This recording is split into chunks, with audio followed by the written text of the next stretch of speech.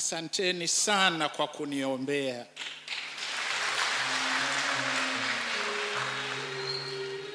Yamesemwa mengi, si ndio? Na wengine bado wanasema mimi ni mzuka.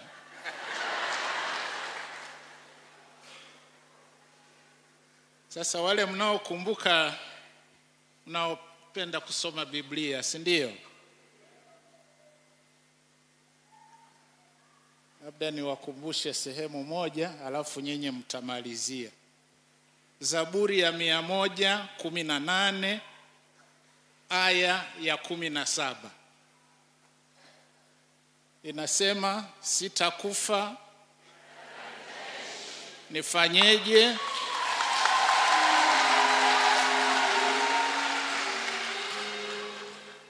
Kwa hiyo mkae na amani, niko salama. Nilikwenda nje kufanya shughuli maalum kwa takriban mwezi mmoja.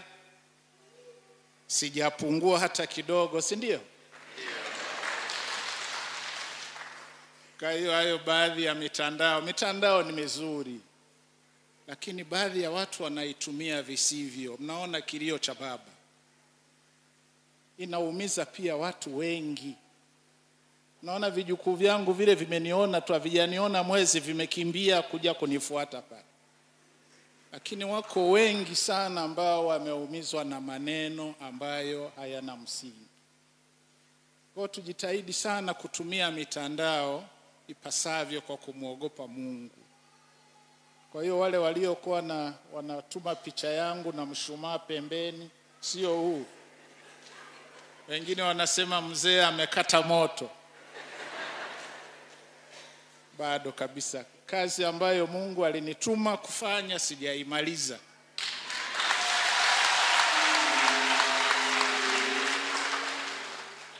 Wakati utakapofika nitarejea kwa Muumba wangu. Kwa asanteni sana. Najua mmeniombea kweli. Nimewaona masista pale walitoa machozi na mimi nikatoa ya kwangu kwenye gari.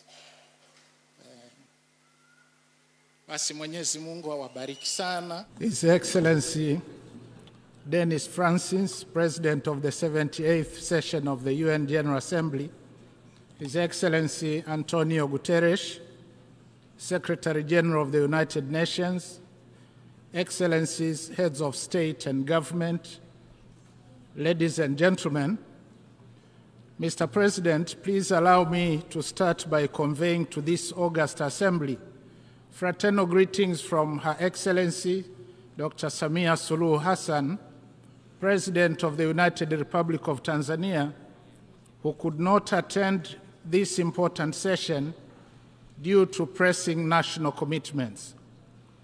It is a great honor and privilege to address the Assembly on her behalf and for the people of my country.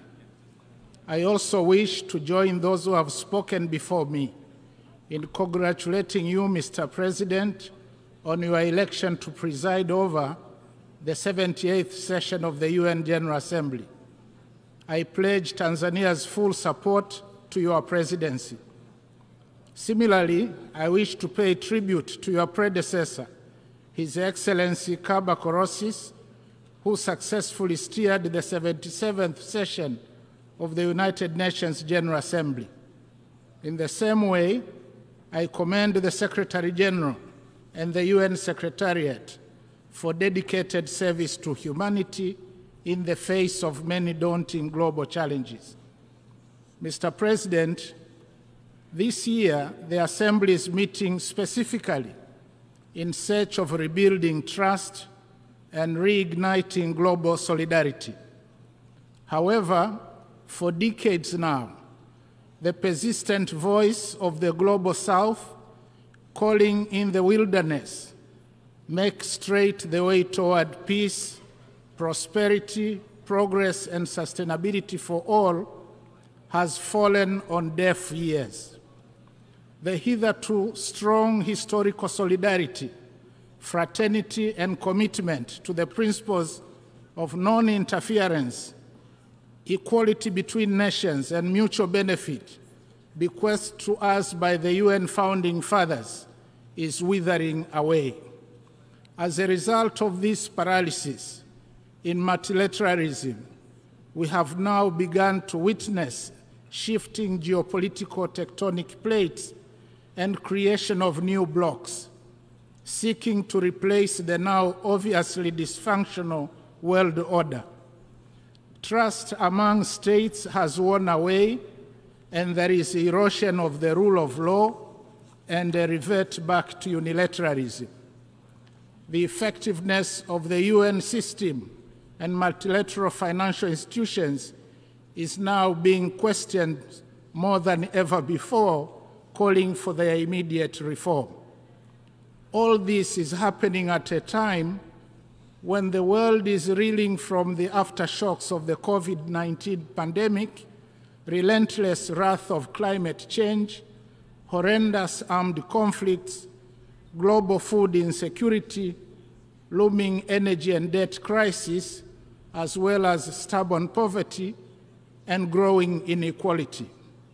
Furthermore, implementation of the SDGs 2030 has been disappointing, mainly as a result of unfulfilled promises of finance and technology by the global north and limited fiscal space in most African countries. In order to rebuild trust, it is imperative that the global north walks the talk on its promises and listens to the voices of the global south. Analogously, the global south must re-engineer its domestic revenue mobilization effort, including putting an end to hemorrhage of its natural resource wealth and illicit capital outflows. Mr. President, peace is undeniably a prerequisite for achieving the 2030 Agenda for Sustainable Development. Ironically, even in this 21st century, some nations are still firing guns and missiles at each other. However, the fact is that massive production of weapons and skyrocketing military spending on armed conflicts is compromising the promises we all made to the most vulnerable among us, that is, children, youth, women, and the poor, to build a better, prosperous world and create opportunities for all, leaving no one behind. In this regard, Tanzania highly commends the United Nations for its tireless efforts in maintaining international peace and security. We applaud the Secretary General's new Agenda for Peace, unveiled on 20th July 2023, which provides a greater vision for multilateral efforts towards peace and security on the basis of international law. I therefore implore each one of us in this assembly to give due consideration to the priorities stipulated therein, for they resonate very well with the spirit and essence of the theme of this assembly. Mr. President, Tanzania remains fully committed and ready to work with the UN family in maintaining global peace and security to make the world a safer place to live in, not only for us, but more importantly, to the generations to come. Tanzania firmly believes that the world needs to invest more in dialogue and diplomacy to prevent and resolve armed conflicts. Wars and confrontations must be avoided at all costs, because in war everyone loses, including the non-warring parties. In this regard, Tanzania has and will continue to contribute to peacemaking and peacekeeping efforts in Africa and elsewhere in the world. As of March 2023, Tanzania stood as the 12th largest contributor among 125 countries in UN peacekeeping missions. Tanzania urges the international community to increase support to regional initiatives to bring peace to war-torn parts of the African continent. Those who participate in fueling conflicts in Africa, either for the purpose of profiting from arms trade or access to blood mineral wealth, should be tracked and condemned openly by the United Nations. With regard to combating terrorism, Tanzania has strengthened capacity to deal with cross-border terrorism, working with our neighbors and international partners, especially through sharing of information and strategies. Mr. President, 3 days ago, we gathered in this hall for a second review of the 2030 Agenda for Sustainable Development and implementation of the 17 SDGs. It is discouraging to note that at halftime, we are off track to meet most of the goals. The UN Secretary General's Progress Report reveals that a mere 15% of the 140 targets are on track, while a staggering 37% have either stagnated or even regressed from the 2015 baseline. This underperformance calls for supercharged implementation and partnership, especially prioritizing to scale up investment in people. Mr. President, Tanzania is fully committed to implement the SDGs as envisaged. In July this year, Tanzania presented its second voluntary national report, which shows that overall there has been significant progress with respect to SDG 2 to 7, as indicated by an increase in food sufficiency ratio, availability of essential medicines, decline in under 5 mortality, increase in pre- and primary gross enrollment rates, significant milestones in pioneering gender equality, improved water supply coverage in urban and rural areas, as well as population connected to electricity. However, only moderate performance has been recorded for SDG 1, 8, and SDG 10. To ensure successful implementation of SDGs, Tanzania is determined to take actions to improve further the domestic revenue effort while capitalizing on PPPs. We are also prioritizing investments in the social service sectors, agriculture and agribusiness, value addition and infrastructure, as well as uplifting of skills for the youth. In addition, harnessing science, technology, and innovation is also key to hastening implementation of the SDGs. Mr. President, climate change has now become the world's greatest threat. Recent natural calamities, which have devastated parts of some countries around the world, amplify the horrible effects of climate change. And on this note, Tanzania offers deepest condolences to the governments and the people of Libya and the Kingdom of Morocco for the loss of lives and properties caused by floods and earthquakes.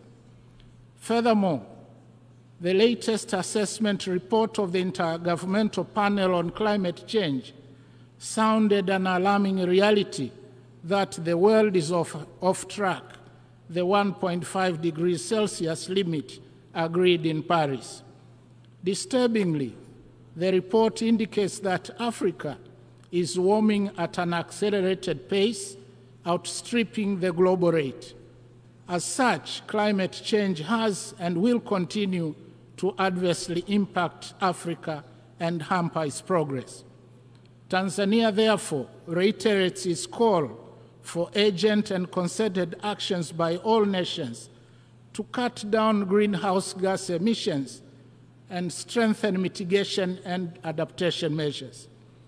Together, we must create an enabling environment and facilitate investments needed to unlock resources for scaling up implementation of our climate commitments and decarbonization of the global economy. We, the global community, must act with urgency.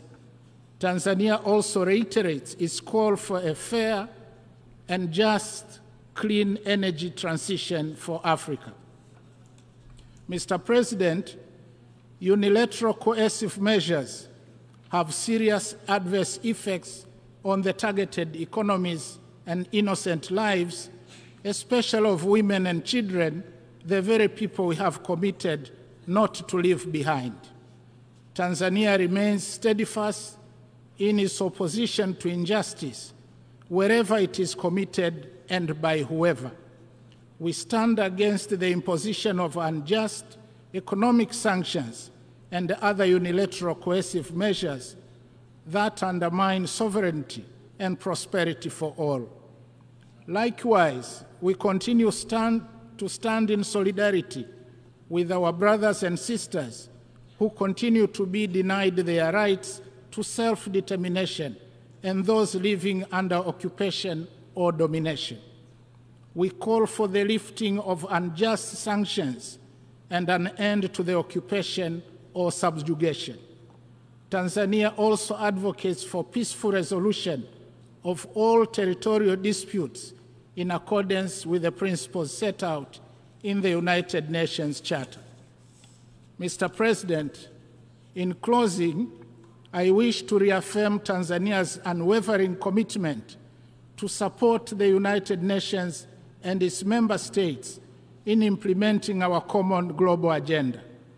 We call upon warring parties around the world to silence their guns and missiles and give prominence to peace. Let us act towards each other with humility, not arrogance. Let's heed the old wisdom that says, an eye for an eye leaves everybody blind. Let's act together to address the climate crisis and hasten implementation of Agenda 2030.